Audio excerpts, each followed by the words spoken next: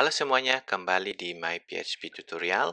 Kali ini di seri tutorial JavaScript yang akan membahas 17 fungsi JavaScript yang wajib diketahui, yang mana fungsi-fungsi ini adalah paling sering digunakan pada saat melakukan pemrograman website. JavaScript mendongkrak popularitasnya sejak adanya standarisasi ECMAScript, kemudian HTML5, dan perkembangan Single Page Applications atau SPA. Perusahaan besar mulai beralih ke SPA untuk memberikan pengalaman yang lebih baik, sehingga sebagai programmer website, kita perlu belajar Single Page Application Framework seperti Angular dan React, tapi juga dituntut untuk mengetahui fungsi-fungsi dasar JavaScript yang mana ada 17 yang saya rangkum di sini. Kita langsung saja ke fungsi-fungsi apa saja yang wajib kita ketahui. Nah, di sini saya memiliki satu file HTML yang saya akan gunakan untuk memberikan contoh, yang mana ada dua input, nama dan email. Kalau dilihat di browser seperti ini ya. Nah, fungsi yang pertama terkait dengan manipulasi DOM. DOM itu sendiri adalah data yang merepresentasikan objek-objek yang membentuk struktur dan konten dari sebuah HTML. DOM juga merupakan interface pemrograman yang dapat digunakan untuk mengubah struktur, konten, juga style dari sebuah dokumen website. Manipulasi DOM yang paling sering digunakan itu adalah untuk mengubah sebuah input, mengambil nilai sebuah input, kemudian mengubah um, konten dari sebuah panel misalnya di dalam website. Nah, fungsi yang pertama adalah document.getElementById.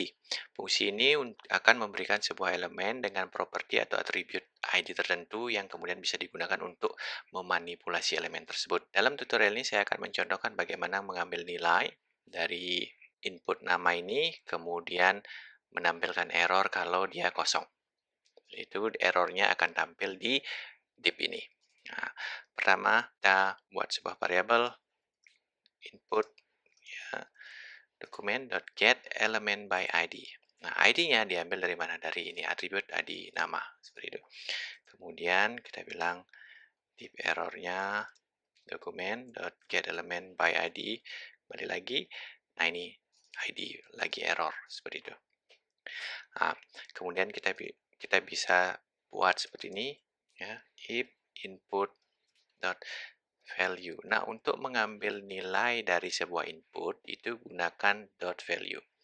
Kalau dia .value-nya kosong atau tidak ada nilainya, kita masukkan error di sini, div.text content, ya, sama dengan nama tidak boleh kosong. Nah, sekarang kita coba lihat bagaimana hasilnya ya. Untuk lihat lebih jelas, kita akan buka lebih dulu developer editornya. Kemudian di sini ada formnya ya. Nah, untuk ini di-refresh dulu karena kita melakukan perubahan ya. Kita lihat ada formnya, kemudian ada prosesnya. Kita klik proses, maka dibilang nama tidak boleh kosong. Kalau saya misalnya bilang masukkan Johnny, nah, tetap namanya tidak boleh kosong, kita rubah sedikit kodenya. Nah, kita pastikan dulu bahwa div error ini teksnya kosong. Ya. Kita refresh, kemudian kita klik, nama tidak boleh kosong. Kalau kita masukkan Johnny, kita klik, masih kosong ya. Nah, kalau kita lihat hasilnya di sini, kalian bisa lihat ya. Ini error, kita klik, maka dia akan bertambah. Seperti ini ya.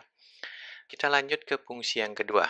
Tadi kita mencari data berdasarkan dari ID. Nah, sekarang bagaimana kalau kita mencari bukan spesifik terhadap ID gitu ya. Saya akan di sini menampilkan, di sini adalah sebuah menu misalnya menggunakan UL ya. Terus ada kelas, ID-nya adalah menu, kemudian ada LI menu 1 ya. Kemudian ada 2, ada menu 3, ada menu 4. Ya, misalnya ya, kalau kita lihat hasilnya adalah ini. Nah, sekarang untuk mencari LI yang pertama ini, kita menggunakan fungsi yang kedua adalah query selector. Ya, kita coba seperti ini. Let menu sama dengan dokumen query selector. Nah, selector di sini adalah menggunakan CSS selector. Ya, CSS selector itu misalnya untuk men-select LI yang ini, kita gunakanlah dot menu LI. Sama seperti CSS selector. Nah, query selector akan return yang pertama, gitu ya. Nah, ini kalau saya bilang menu dot text content, saya ubah teksnya menjadi menu pertama. Kita coba lihat hasilnya. Kita refresh, saya bilang klik, nah menjadi menu pertama ya. Nah, kemudian ada yang kedua adalah disebut dengan query selector all, itu memilih semuanya. Nah, jadi kalau kita bilang menu, ya, let's menus, document, query selector all, artinya memilih semua LI yang berada dalam menu, kalau menggunakan selector ini ya. Nah, atau kalian bisa bilang, kalau LI segini, seperti ini, semua LI yang ada dalam dokumen ini, bukan hanya yang berada di dalam kelas menu ini. Ya. Dan kalau kita coba console.log, menus, kita lihat hasilnya. Kita refresh dulu, hasilnya, ada ini. Ada 1, 2, 3, 4 ya. Kemudian kita coba manipulasi, kita bisa menggunakan, misalnya tambahkan kelas ya, menu, dot, for each, function, item dot class list and misalnya main menu ya. Kalau kita refresh, kita lihat dulu DOM-nya yang sebelumnya seperti ini, tidak ada kelasnya, kita proses, maka dia ada kelas main menu. Kemudian kita lanjut ke fungsi ketiga, yaitu membuat elemen baru ya. Membuat elemen baru, kita bisa contohkan kita mau menambahkan elemen baru menu kelima. Ya, jadi kita bisa buat seperti ini. Ya, nah ini saya hapus dulu. Let's main menu sama dengan dokumen query selector. Kita pilih dulu menunya, menu ya. Kemudian let's new menu sama dengan dokumen.create. Nah, ini untuk membuat elemen baru kita menggunakan create element. Ya. Create element LI. Apa yang kita mau bikin, kita bilang LI. Ya. LI, kemudian new menu dot text content, untuk set kontennya menu kelima. Kemudian kita tambahkan main menu, append child, new menu. Append child menambahkan anak dari ini. Ya. Kita lihat, kita refresh, proses, ada menu kelima. Fungsi berikutnya adalah tentang manipulasi koleksi. Nah, tadi ada 3 fungsi yang tentang DOM. Yang manipulasi DOM itu adalah menggunakan get element by ID, query selector all, dan membuat elemen baru menggunakan dokumen create element. Kemudian ada manipulasi koleksi atau array dan objek. Kebanyakan aplikasi sekarang itu membutuhkan manipulasi array, terutama pada saat menggunakan single page applications. Ya. Iterasi array, ya pada umumnya kalian bisa saja menggunakan fungsi seperti ini. Misalnya kita memiliki variabel hari seperti ini, let hari sama dengan ya. Kurang. Nah, kalau iterasi biasanya kita seperti ini, ya var i sama dengan 0 i kurang dari hari dot length i plus plus seperti ini ya biasanya. Nah, ada yang cara lebih sederhana, yaitu menggunakan for each seperti ini. Hari for each function, kemudian di dalamnya ini ada itemnya atau item dari array-nya. Kita bisa coba console.log item. Kita lihat hasilnya, kita refresh dulu ini, kita lihat konsolnya, kemudian klik proses, maka Minggu, Senin, Selasa, Rabu, Kamis, seperti itu. Ya, itu menggunakan for each. Kemudian fungsi kelima adalah spread operator.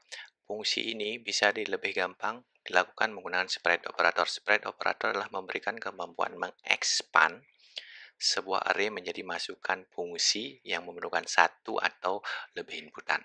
Nah, contohnya ini bisa digunakan seperti ini. Console log titik titik titik hari.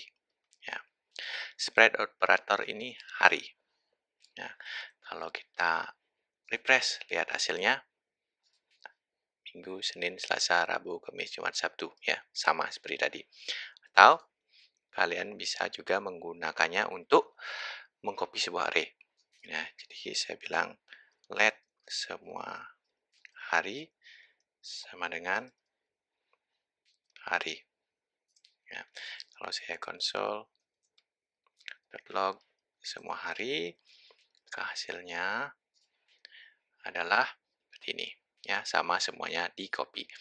Kemudian bisa juga menggabungkan array. Misalnya, saya punya sebuah array, cons array 1, 2, 2, 3, kemudian array 2, 4, 5, 6. Kemudian kalau saya gabungkan, misalnya cons array 3 sama dengan spread array 1, spread operator array 2. Kalau hasilnya adalah gabungan keduanya. Array 3. Lihat, refresh. Hasilnya adalah 1, 2, 3, 4, 5, 6. Ya.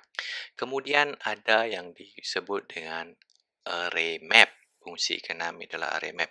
Array map digunakan untuk membentuk array baru yang elemen atau itemnya berdasarkan hasil dari kalkulasi sebuah fungsi yang diberikan kepada input parameternya. Contohnya adalah misalnya kita punya array, ya, kita punya array ini, array 1 ini, ya, kita punya array ini. Nah, array ini kita mau biar array yang baru adalah kelipatan dari hasilnya ini. Kita bisa bilang cons array 2 array 1 dot map. Nah, ada function, inputan function. Kemudian ada di sini tetap item. Kemudian kita bilang return, ya, item kali 2. Ya, jadi semua itemnya dikali 2. Kemudian kalau kita lihat hasilnya, dia menjadi seperti ini. Ya, 2, 4, 6. Nah, 1 dikali 2 menjadi 2, 2 dikali 2, 4, 3 dikali 3, 6. Nah, bisa juga digunakan untuk menjadikan sebuah array yang kompleks menjadi lebih simpel. Contohnya, kita misalnya punya array data siswa ya. Array 1, datanya ini ya. Ada di dalamnya ada NIS, nama siswa. Nah, kita pengen punya array yang berisi namanya aja. Kita bisa bilang cons nama siswa sama dengan array 1 map function siswa, ya, return siswa dot nama, ya. Kita berikan hasilnya nama siswa. Nah, kita refresh, kita proses. Nah, ini Ayu dan Budi, namanya Ayu dan Budi, ya. Kemudian lanjut ke fungsi ketujuh, itu menyaring array. Nah, misalnya kita bisa menggunakan untuk mencari item array berdasarkan kriteria yang kita inginkan. Ya. Misalnya kita punya array yang berisi bilangan. Ya. Seperti bilangan seperti ini. Ada 1, 2, 3, 4. Kita akan mencari yang nilainya bilangan genap. Ya. Jadi filter itu akan menghasilkan array baru. Genap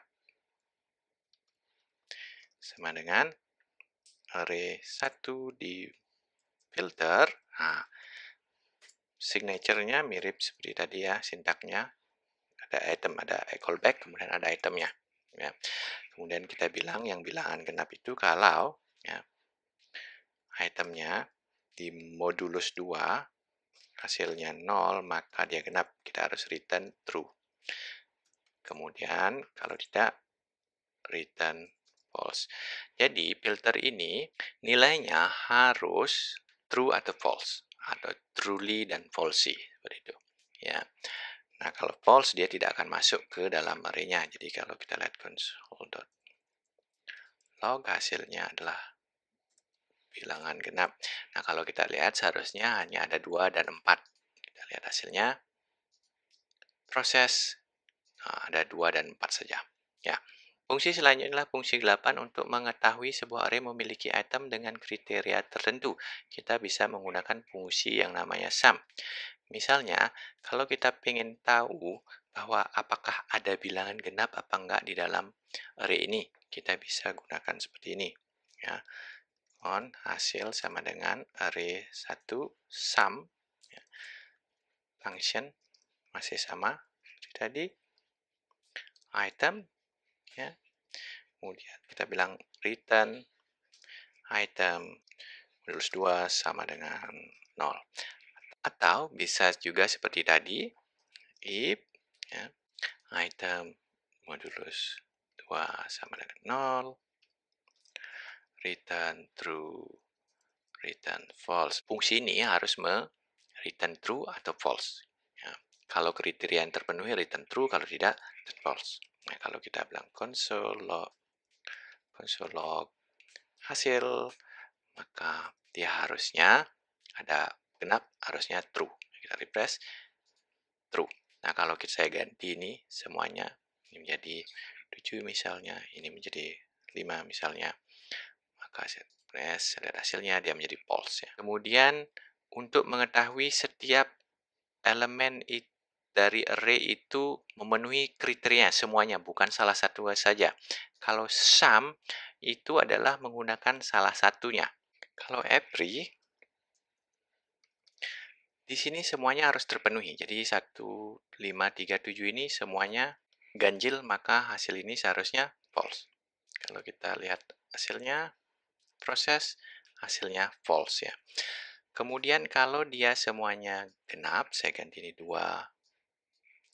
4, 6, 8, maka seharusnya hasilnya true. Kalau kita refresh, kita lihat hasilnya, ya true. Ya. Kalau salah satu saja ganjil, misalnya ini 7, maka hasilnya juga false. Ya. Kemudian fungsi yang ke-10, itulah include. Nah, biasanya kita menggunakan fungsi index of seperti ini. Ya. Untuk mengetahui apakah sebuah array memiliki nilai tertentu. Misalnya kita biasa menggunakan seperti ini, if ya, array index of 2 sama dengan minus 1, itu artinya console.false ya. Jadi kalau ini dia minus 1 berarti false gitu ya. Kalau tidak, kita console true.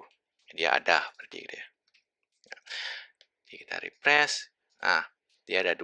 Berarti ada 2. Nah, ada 2. Ini bisa kita gunakan dengan cara yang lebih gampang, itu menggunakan include. Seperti ini. Console array includes 2. Hasilnya sama true. Kalau include 3 juga sama false. Ya, tidak perlu index of. Gitu ya. Nah, kemudian ini juga bisa digunakan untuk string. Misalnya console log, misalnya nama saya Ayu, ya, dan includes Ayu, hasilnya akan true karena ada Ayu. Kalau dia saya misalnya aku, tidak ada aku dalam string ini, maka dia menjadi false ya. Daripada menggunakan index of ya. Kemudian ada fungsi reduce, yang fungsi ke-11 atau reduce. Reduce ini digunakan untuk mengubah array menjadi nilai tunggal. Bisa menjadi string, bisa menjadi integer, atau yang lainnya. Contoh paling gampang itu adalah menggunakan fungsi reduce untuk menjumlahkan sebuah nilai. Ya, paling gampang menjelaskannya adalah untuk menjumlahkan semua nilai dari array itu. Nah, kalau kita jumlahkan ini, ya, kita bilang seperti ini, cons total sama dengan array 1 Just punya beberapa inputan. Ya, tapi yang pertama itu adalah function callback, ya, yang nilainya itu adalah punya ini previous value, kemudian current value. Kemudian yang ketiga kita bisa juga masukkan inisial, nilai inisialnya. Kita masukkan 0 gitu ya. Nah, ini fungsinya ini untuk menjumlahkannya kita jumlahkan ini dan ini. Ya, jadi previous value kita return ya, return previous value plus current value. Nah, kalau kita console log hasilnya total, maka jumlah dari semuanya 19.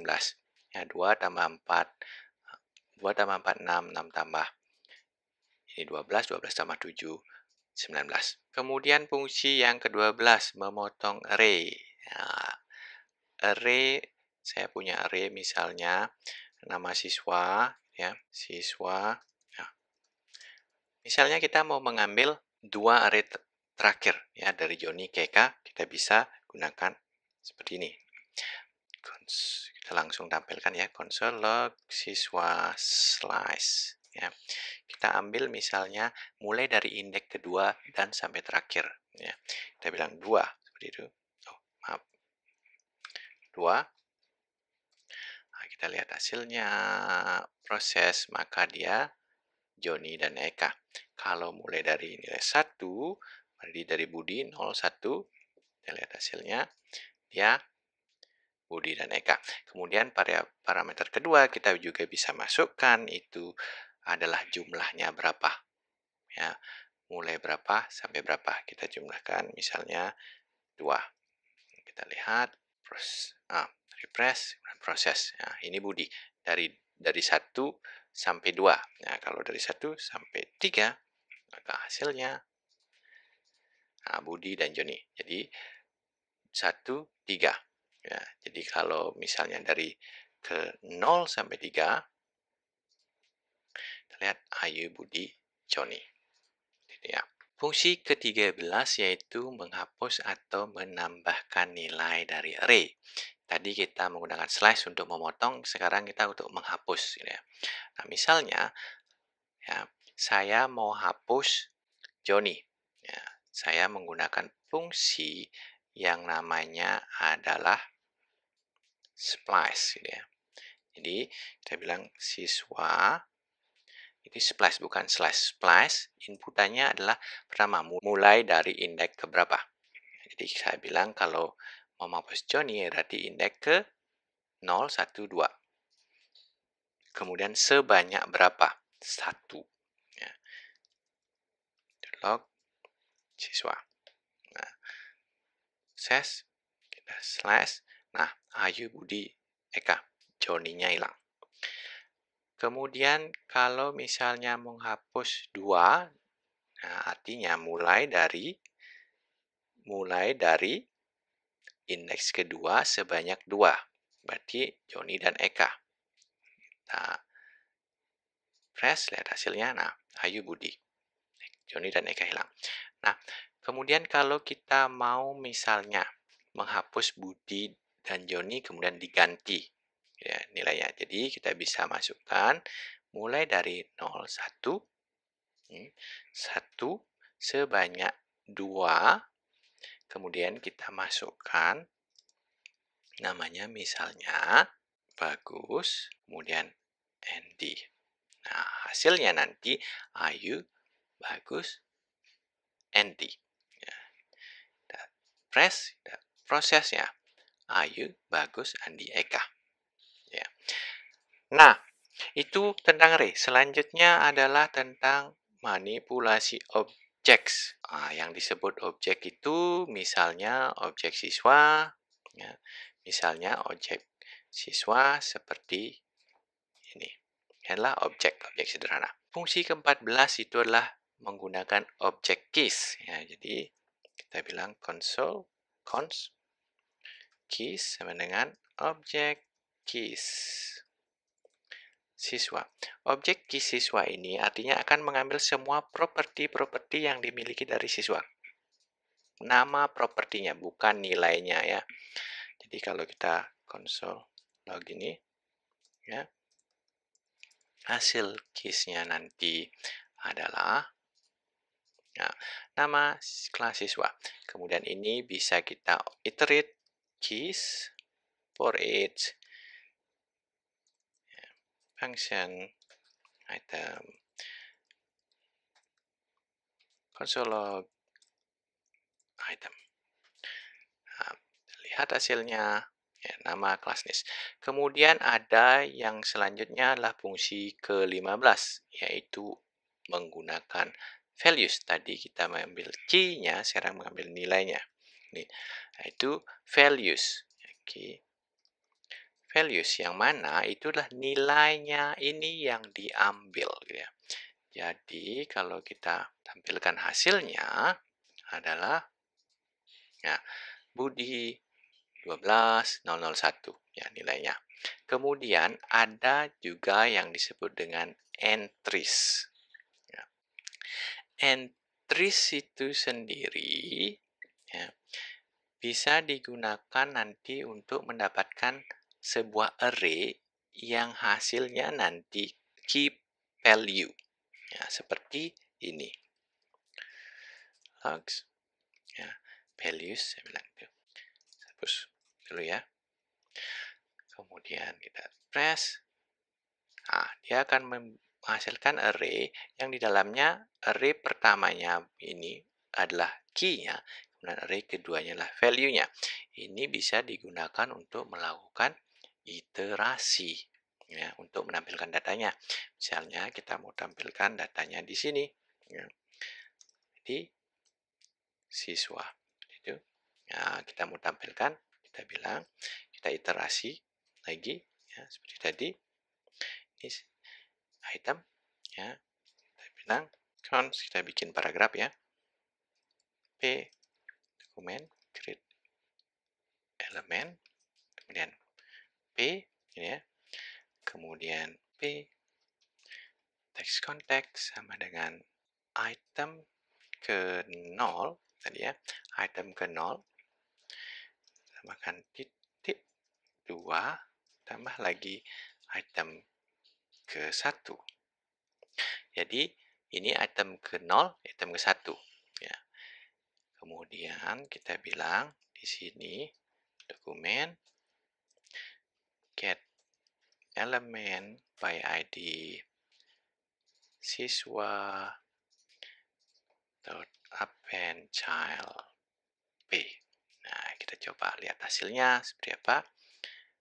Proses. Nah, ini nama Budi kelas 11 NIS 01. Ya. Nah, fungsi ke-17 yaitu fungsi untuk menduplikasi sebuah objek. Ya, jadi duplikasinya adalah menggunakan objek assign. Ya, jadi kalau saya bilang di sini cons copy siswa dan objek assign objek kosong dan siswa. Jadi kalau bukan konsol di sini. Cons ya. Console log copy siswa. Maka copy siswa akan memiliki data yang sama. Jadi kalau saya ganti misalnya siswa dot namanya menjadi tes, maka copy siswa dia tidak berubah. Ya, nih tetap Budi. Ya, itu mengcopy. Tapi perlu diingat itu menggunakan shallow copy gitu ya. Jadi kalau di dalamnya ada lagi objek misalnya tes gitu ya, terus ada objek namanya nilai 10 gitu ya. Nah, kalau kita ganti di sini siswa tes nilai 11, maka copy siswa juga berubah karena dia menggunakan shallow copy. Ya. Tes jadi 11 ya. Shallow copy artinya yang pertama saja di copy. Yang ini tidak di copy. Ya. Maksud saya tidak diduplikasi ya. Nah, kemudian bisa juga digunakan untuk menggabungkan dua objek gitu ya. Nah, misalnya saya punya objek namanya materi. Materi Misalnya judulnya, judulnya adalah JavaScript, kemudian durasi adalah 2 jam. Ini bisa digabung cons ya. Sama dengan J2 misalnya. Objek assign siswa materi.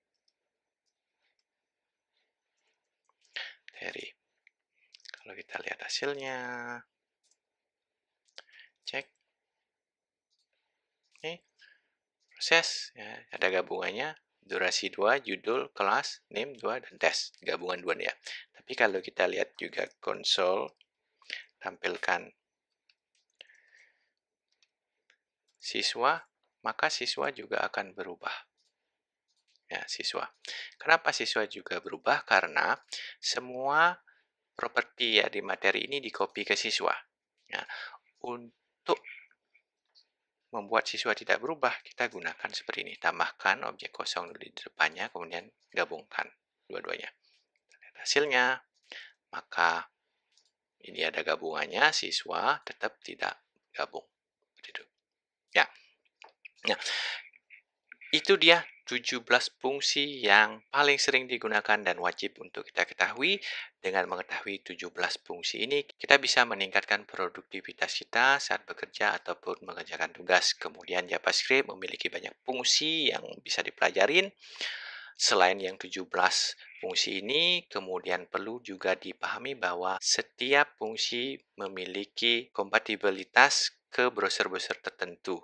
Ada fungsi yang belum didukung oleh browser lama terutama, tapi browser modern pasti sudah didukung. Kalau kalian memiliki fungsi yang sering kalian gunakan, tidak ada di 17 ini, silahkan cantumkan di kolom komentar ya, saya sangat menghargai itu. Kemudian bagi yang masih bingung menggunakan salah satu fungsinya ataupun semua, bisa bertanya di kolom komentar, saya akan berusaha mengajarkan sampai nanti kalian mengerti dan sukses. Sekian tutorial hari ini, jangan lupa subscribe channel ini supaya tidak ketinggalan tutorial selanjutnya. Sampai jumpa di tutorial JavaScript selanjutnya.